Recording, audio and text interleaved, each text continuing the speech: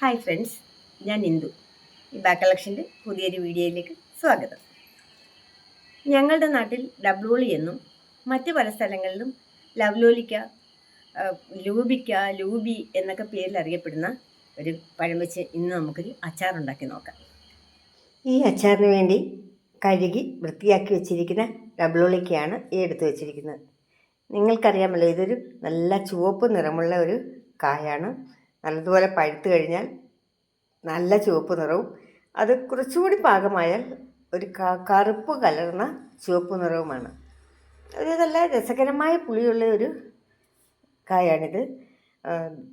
കുഞ്ഞുനാളിൽ ഞങ്ങൾ കുട്ടിക്കാലത്ത് ഞങ്ങൾ ഇഷ്ടം പോലെ പല രൂപത്തിൽ ഇത് കഴിച്ചിട്ടുണ്ട്. പക്ഷേ ഇപ്പോൾ പച്ചക്കൊരു കഷ്ടം പോലും എനിക്ക് വായി വെക്കാൻ തോന്നുന്നില്ല, അത്രയ്ക്ക് പുളിയാണ്. ഇതിനു വേണ്ടി ഞാൻ ചൂടായ ചീനിച്ചട്ടിയിലേക്ക് നല്ലെണ്ണ ഒഴിച്ചു കൊടുക്കുകയാണ്. നല്ലെണ്ണയാണ് നമ്മളിതിന് ഒഴിക്കുന്നത്. ഞാൻ ഇത്തിരി കൂടുതൽ ഒഴിക്കുന്നുണ്ട് കേട്ടോ.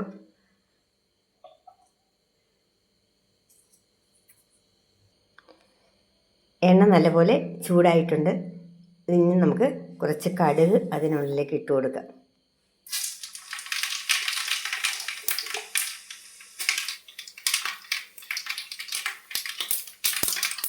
എല്ലാം മുളകും കൂടി അതിനുള്ളിലേക്ക് ഇടാം.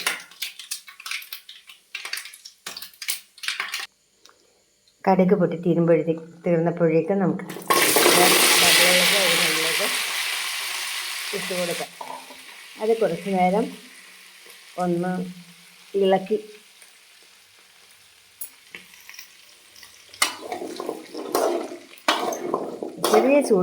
ചെറിയ തീയിലിട്ട് ഇളക്കിയാൽ മതി. കുറച്ചൊന്ന് ചൂടാകട്ടെ. ചൂടാകുന്ന വരെ അത് ഇളക്കിയിട്ട്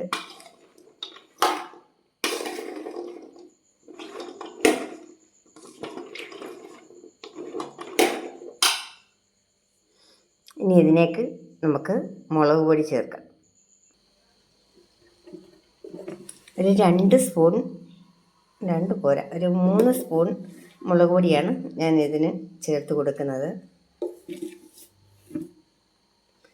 മഞ്ഞൾപ്പൊടി ആവശ്യമുണ്ടെങ്കിൽ മാത്രം ചേർത്താൽ മതി. നമുക്കത് അത്ര നിർബന്ധമില്ല.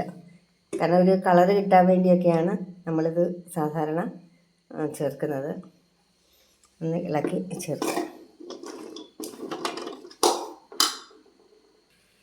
ഇതിലേക്ക് ഞാനൊരു 1.5 സ്പൂൺ മുളക് പൊടിയല്ല, ഉപ്പ് പൊടി ഇട്ടിട്ടുണ്ട്. അപ്പോഴും നമ്മൾ തീ കുറച്ച് വെച്ച് ഇളക്കുകയാണ് ചെയ്യുന്നത്. ഇളക്കിയിട്ട് സ്വല്പം ഉലുവാപ്പൊടി ചേർക്കണം.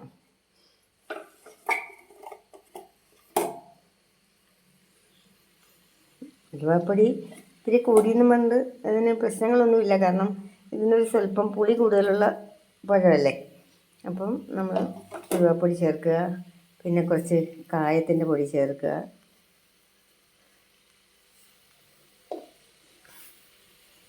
അതിനുശേഷം സ്വല്പം വിനാഗിരിയും കൂടെ ചേർക്കുക. കാരണം ഇത് കുറച്ച് ദിവസത്തേക്ക് നമുക്ക് സൂക്ഷിച്ച് വെക്കാനുള്ള ഒരു അച്ചാറാണ്. അപ്പോൾ അതിനുള്ളിൽ കുറച്ച് വിനാഗിരിയും കൂടെ ഒഴിക്കണം. അതിനുശേഷം നമുക്കിത് നല്ലതുപോലെ ഇളക്കി യോജിപ്പിക്കാം. ഇതെല്ലാം കൂടി നമുക്ക് നല്ലതുപോലെ ഇളക്കി ചേർക്കണം. ഇതിൻ്റെ കൂടെ നമുക്ക് എന്തെങ്കിലും ഇതിനകത്ത് ചേരുമ്പോൾ പോരാ എന്നുണ്ടെങ്കിൽ ഈ അടുപ്പിലിരിക്കുന്ന സമയത്ത് തന്നെ ചേർക്കണം കേട്ടോ. ഇല്ലെങ്കിലേ ഇപ്പം മുളക് പൊടിയാണ് ചേർക്കുന്നതെങ്കിൽ മുളക് പൊടിയുടെ പച്ചമണം മാറത്തില്ല. ഇനി ഇത് നല്ലപോലെ ഇളക്കി യോജിപ്പിച്ച് കഴിയുമ്പോൾ പച്ചമണമൊക്കെ മാറും. വലിയ തീയിലിടരുത് കേട്ടോ. ചെറിയ തീയിലിട്ട് കുറച്ചേറെ നേരം ഒന്ന് ഇളക്കുക. കാരണം ഈ ഡബ്ലോളിക്ക നല്ലതുപോലെ ചൂടാകണം. ചൂടായതിന് ശേഷമാണ് നമ്മളിത് ഓഫ് ചെയ്യുന്നത്.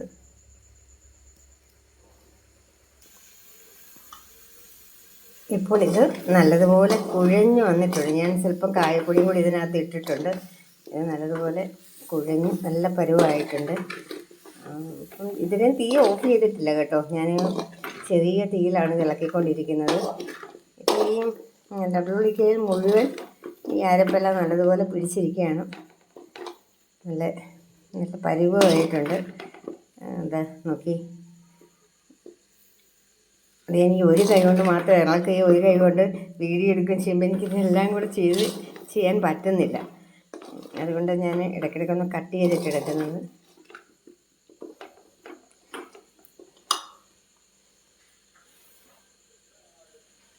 ഇതാ നല്ല കൊതിയോറും സ്വാദോറും ഡബിൾ ഉള്ളിക്ക അച്ചാർ ഇവിടെ റെഡി ആയിട്ടുണ്ട്. നാളെ ഇന്നിപ്പോൾ ഞാൻ രാത്രിയിലാണ് ഈ വീഡിയോ എടുക്കുന്നത്. നാളെ ഞാനിത് ഭരണിയിലാക്കി ഭദ്രമായിട്ട് അടച്ച് സൂക്ഷിക്കും. നിങ്ങളെല്ലാവരും ഇത്ര എളുപ്പത്തിൽ ഉണ്ടാക്കാൻ പറ്റുന്ന ഈ ഡബിൾ ഉള്ളിക്ക അച്ചാർ ഇട്ട് നോക്കണേ. എന്നിട്ട് നിങ്ങളുടെ അഭിപ്രായം കമൻറ്റിലൂടെ അറിയിക്കണം. മറ്റൊരു വീഡിയോ ആയി വീണ്ടും കാണാം.